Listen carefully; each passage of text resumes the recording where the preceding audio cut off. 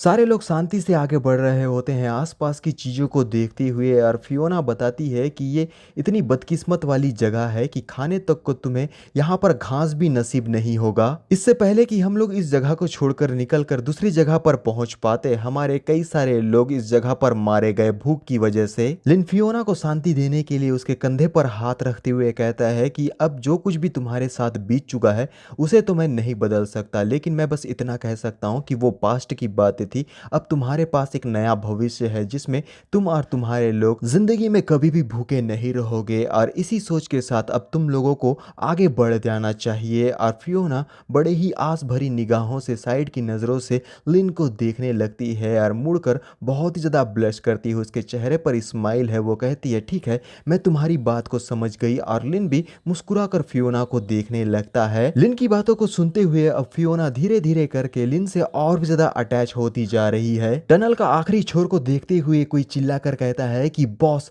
मेरे ख्याल से उस जगह पर से लाइट आ रही है। मुझे पूरा यकीन है कि वहां पर हमें कोई ना कोई मिल ही जाएगा। लिन कहता है कि सभी लोग यहीं पर रुक जाओ, मैं नहीं जानता कि आगे कौन सा खतरा हम लोगों को मिलने वाला है। हमें रिस्क बिल्कुल भी नहीं लेना है। हम हर एक कदम फूक फूक कर रखेंगे क्योंकि आगे के खतरे के बारे में हमें कोई भी जानकारी नहीं है। लेकिन मुझे सामने की तरफ से गॉब्लिन का स्मेल आ रहा है। मुझे पूरा का पूरा यकीन है कि सामने की तरफ में गॉब्लिन जरूर मौजूद हैं, और साथ ही ये इन्वायरमेंट और जगह छुपने के लिए बिल्कुल भी अच्छा नहीं है। अगर हम जल्दबाजी में कोई भी एक्शन ले लेते हैं तो इससे हमें डिसएडवांटेज हो सकता है। तो सबसे पहले हमें आगे बढ़कर छुपते छुपाते हुए आगे का क्या सीन है या सिचुएशन है उसके बारे में पता करना होगा, जिसके बाद हम अपना नेक्स्ट मूव लेंगे। गोस्ट गॉब्लिन अपने आप को डिसअपेयर करते हुए मुस्कुरा कर कहता है कि ठीक है बॉस, मैं आपकी बात को समझ गया हूँ। मैं जाकर आगे के सारे सिचुएशन को अच्छी तरीके से समझ कर आता हूँ और आपको उसके बारे में रिपोर्ट करूँगा। गोस्ट गॉब्लिन को जाए हुए कुछ समय ही हुआ था कि वो दोबारा से वापस आ चुका है। वो कहता है कि बॉस, मैं वापस आ गया। मैंने सारी चीज़ों को बहुत ही अच्छी तरीके से देख लिया है। सामने में लगभग 10,000 गॉब्लिन्स मौजूद हैं, जिनके अंदर में किंग स्पीसीज और एक Overlord species, 3 leader species, 50 hero species, 300 great species और बाकी के लो रैंक के गॉब्लिन्स हैं। लेकिन बॉस, इन सब के अलावा भी कुछ ऐसा है जो हमारे लिए बहुत बड़ी परेशानी है, क्योंकि वहीं दूसरे माइन के तरफ में एक ह्यूमन एडवेंचरर का टीम छुप कर बैठा हुआ है, जो प्लानिंग कर रहे हैं गॉब्लिन ट्राइब के ऊपर में एक सरप्राइज अटैक करने का। और उसी को देखने के बाद गोस्ट गॉब्लिन के पसीने छूट चुके हैं। उसके चेहरे में डर साफ साफ दिखाई दे रहा है, यानी कि ये जो एडवेंचरर ग्रुप है ये बहुत ही ज्यादा स्ट्रांग है बाकी गॉब्लिन्स के मुकाबले में। लिन कहता है, अच्छा, तो यहाँ पर क्या ह्यूमंस भी मौजूद है? बताओ मुझे कि उनके स्ट्रेंथ का लेवल क्या है, क्योंकि ये जानना मेरे लिए बहुत ज़्यादा इम्पॉर्टेंट है। गोस्ट गॉब्लिन कहता है कि मैं इस बारे में बिल्कुल भी श्योर नहीं हूँ, लेकिन उन सब के मेडल को जज करने के बाद मैं ये बात को आसानी से कह सकता हूँ कि वो लोग एक लेजेंडरी टीम है और उनका स्ट्रेंथ डेफिनेटली वीक तो बिल्कुल भी नहीं है, क्योंकि वो लोग बहुत ही ज़्यादा स्ट्रांग हो सकते हैं। गोस्ट गॉब्लिन की बात को सुनकर लिन सोच में पड़ जाता है और कहता है कि लेजेंडरी लेवल में आने के लिए कम से कम कॉम्बैट पावर 4,000 का होना चाहिए। इसका मतलब है कि उन लोगों का एवरेज कॉम्बैट पावर लगभग 5,000 तो होगा ही होगा। लेकिन मुझे लगता है कि ये मेरे लिए परेशानी वाली बात नहीं है। हो सकता है कि ये हमारे लिए एक बोनस हो। मुझे लगता है कि सबसे पहले मुझे ही जाकर सिचुएशन के बारे में अच्छे से जांच पड़ताल कर लेनी चाहिए। एक काम करो, तुम लोग कॉर्नर में रुककर मेरे नेक्स्ट ऑर्डर के आने तक का इंतजार करो। तब तक के लिए याद रखना कि तुम लोग किसी की नजरों के सामने बिल्कुल भी मत आना। सीन वापस से ड्रैगन स्लेयर गिल्ड की तरफ में दिखाया जाता है। लेडी के लेफ्ट साइड में तुम लोगों को बंदा दिखाया जा रहा है। इसका नाम है स्टेफन और लीडर बोर्ड में ये है ड्रैगन स्लेयर गिल्ड रैंक्ड 4 पर, और यही लेडी है Elizabeth Tilly, one eyed owl guild master of dragon slayer guild. और उसके राइट साइड में मौजूद है स्टीवन। मोटू पतलू और एडवर्ड तीनों ही एलिजाबेथ के सामने में आ चुके हैं। एलिजाबेथ इन तीनों को सीरियस लुक में देखते हुए कहती है कि आखिर तुम तीन छछुंदर कहां पर से यहां आ गए हो? एलिजाबेथ के चेहरे पे तुम्हें जो स्कार दिखाया जा रहा है वो ड्रैगन से लड़ने की वजह से है। इसका मतलब है कि एलिजाबेथ बहुत ही ज्यादा स्ट्रांग है। और एडवर्ड सबसे पहले कहता है कि मैं किंगडम ऑफ स्वॉर्ड का किंग हूं, और उसके साइड में मौजूद मोटू कहता है कि मैं क्लो ओवर मैजिक किंगडम का किंग हूँ। उसके साइड में मौजूद है पतलू जो कि कहता है कि हाँ हाँ मैं भी एक किंग ही हूँ। और एलिजाबेथ इन तीनों नमूनों को देखने लगती है, लेकिन एलिजाबेथ को इनकी आइडेंटिटी से बिल्कुल भी फर्क नहीं पड़ता है। वो अपना वाइन पीते हुए कहती है कि हाँ मैंने देख लिया है कि तुम लोग छछुंदर किंग हो, चलो गाइस जल्दी से इन लोगों को जान से मार दो और हमारे डीमन फ्लावर के जमीन के नीचे में गाड़ देना ताकि ये लोग थोड़ा फर्टिलाइजर का काम कर ही दे, क्योंकि मुझे लगता है कि ये लोग फर्टिलाइजर से ज्यादा कुछ भी नहीं है। और एडवर्ड घबराते हुए कहता है कि लेडी एलिजाबेथ, हम लोग यहाँ आप में से किसी को भी कुछ भी नुकसान पहुंचाने के लिए नहीं आए हैं। हम तो सिंपली यहाँ पर एक इच्छा से आए थे कि आप हमारी एक मदद कर सके ताकि हम एक पावरफुल शिकारी का शिकार कर सके। एलिजाबेथ मुस्कुराते हुए एडवर्ड को देखकर कहती है, क्या पावरफुल शिकार? बच्चे, तो क्या अब सारे इंफॉर्मेशन अपने मरने के बाद हम लोगों को बताएगा? चल जल्दी से अपना मुंह खोल और बता कि आखिर तेरे पास में क्या इंफॉर्मेशन है। एडवर्ड और भी घबराते हुए कहता है कि ओरिजिनली हम लोग सबसे नज़दीकी गॉब्लिन एम्पायर के पास में गए हुए थे, लेकिन पता नहीं कैसे हम लोगों को कुछ समझ में ही नहीं आया।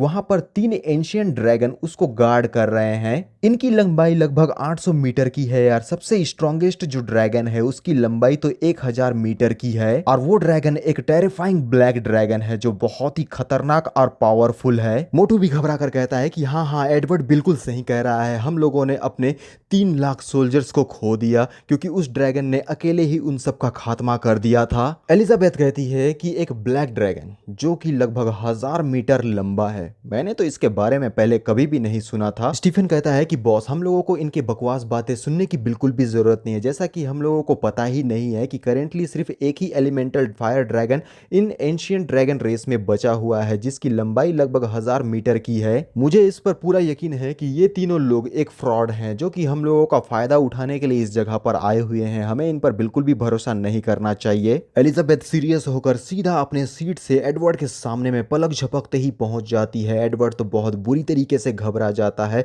और एलिजाबेथ जैसे ही उसके पास में पहुंचती है, वो क्या ही कमाल की दिखाई दे रही है, एकदम दबंग। एलिजाबेथ बिना देरी किए हुए सीधा एडवर्ड के ऊपर में एक जबरदस्त अटैक कर देती है। उसका पंजा इस एडवर्ड के मुंह के ऊपर में है। एडवर्ड की आंखों में डर और खौफ साफ साफ दिखाई दे रहा है। अगर नीचे का चीज दिखाया जाता तो शायद उसने अब तक बाथरूम भी कर दिया होगा। और एलिजाबेथ मुस्कुराते हुए अपना पावर को और भी स्ट्रांग करते हुए कहने लगती है कि शायद तुम्हें इस बात का बिल्कुल भी अंदाजा नहीं है कि मुझसे झूठ बोलने वाले के साथ मैं क्या करती हूँ। उसकी हालत बहुत ही ज्यादा दर्दनाक होती है और अपने क्लोज से एडवर्ड के मुंह को और भी ज्यादा जोर से जकड़ने लगती है, जिससे एडवर्ड को और भी ज्यादा पेन होता है। वो दर्द में चीखते हुए बोलता है कि नहीं नहीं नहीं, मैं जो कुछ भी आपको बता रहा हूँ वो एकदम सच है, मैंने आपसे एक भी बात झूठ नहीं कही है। मैं बहुत ही अच्छी तरीके से जानता हूँ कि आप बहुत ही ज्यादा स्ट्रांग है और मैं इस तरीके से तो बिल्कुल भी नहीं मरना चाहता, तो प्लीज आप मुझे बख्श दीजिए। मैंने जो कुछ भी बातें आपसे कही है वो सारी की सारी सच है। एलिजाबेथ बड़े ही ध्यान से एडवर्ड को देखने लगती है कि कहीं वो उससे झूठ बोलने की कोशिश तो नहीं कर रहा है, लेकिन इस बात को जानने के बाद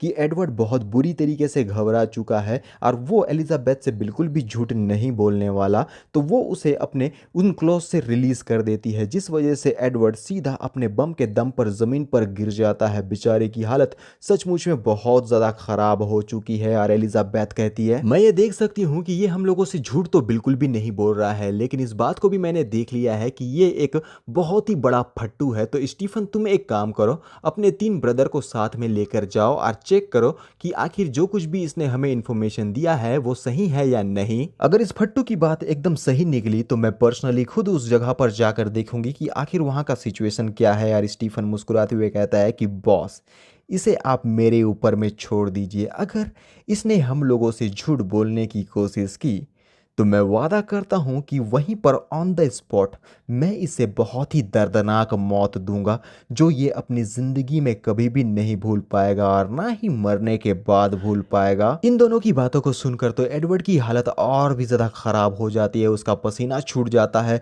वो घबराते हुए कहता है कि आप लोग बिल्कुल भी चिंता मत कीजिए, मैंने जो भी इंफॉर्मेशन बताया है ना वो बिल्कुल भी फेक नहीं है। वो एक गॉब्लिन है जो खुद भी बहुत ही ज्यादा स्ट्रांग है। आपके एक्सपेक्टेशन पर वो पूरी तरीके से खरा उतरेगा। वो एक ऐसा शिकार है जिसे पाने के बाद आप लोग सचमुच में बहुत ही ज़्यादा खुश हो जाएंगे। सीन एक डार्क केव की तरफ दिखाया जाता है जहाँ पर आग जलने की वजह से रोशनी निकल रही है यार। यहाँ पर हमें कैंप फायर दिखाया जाता है जहाँ पर बहुत सारे लो लेवल और पावरफुल गॉब्लिन्स मौजूद है जो खाना खाने के बाद बड़े ही आराम से आराम कर रहे हैं। बेचारे गॉब्लिन्स को बिल्कुल भी अंदाजा नहीं है कि दो टीम इनका खात्मा करने के लिए इनके ऊपर में निगरानी करने के लिए आ चुकी है। लिन जिसने अपना भेष बदल लिया है वो छुपकर इन सबको देखते हुए कहता है कि इनकी संख्या तो सचमुच में बहुत ही ज्यादा है यार। अपने मन में कहता है और जहां तक मेरा अनुमान है स्टोन हाउस के मिडिल में जो लेयर बना हुआ है उसी में मौजूद है गॉब्लिन किंग। अब लिन की निगाह एक केव की तरफ में जाती है। वो बड़े ही गौर से देखने लगता है और उसने अपने एक्यूरेट विजन मोड को भी एक्टिवेट कर दिया है जहां वो आर पार की सारी चीज़ों को क्लियरली देख पाता है यार। सामने में मौजूद है 4 लोग जिनमें से एक फीमेल है। फीमेल का है एट्रीब्यूट 5600 और उसके पीछे वाले बंदे का है 5600 और सामने जो बंदा अपने घुटने पर है वो है 6000 एट्रीब्यूट का। और खड़ा हुआ बंदा जिसके हाथ बहुत ही ज़्यादा बड़े हैं एक पंचिंग मशीन की तरह वो है 5400 एट्रीब्यूट में। इससे एक बात तो क्लियर हो गई है कि चारों के चारों बहुत ही ज़्यादा स्ट्रांग है। इन लोगों को कम आंकना हमारे लिन की गलती हो सकती है लेकिन लिन तो लिन है। वो एक डेविलिश स्माइल करते हुए कहता है कि आखिर अपना एक्शन लेने के लिए तुम लोग इतना ज़्यादा हेजिटेट क्यों कर रहे हो। मुझे लगता है कि तुम्हें आगे बढ़कर सबसे पहला कदम तो उठा ही लेना चाहिए। मेरी इस बात का यकीन मानो, अगर तुम ऐसा करते हो तो मैं तुम लोगों की मदद ज़रूर करूंगा इन सारे गॉब्लिन्स का खात्मा करने में। और फिर हम लोगों को उस जगह का सीन दिखाया जाता है जहां पर मौजूद है गॉब्लिन किंग जिसके सिर्फ पैर ही दिखाए गए हैं और इसके अलावा कुछ भी नहीं।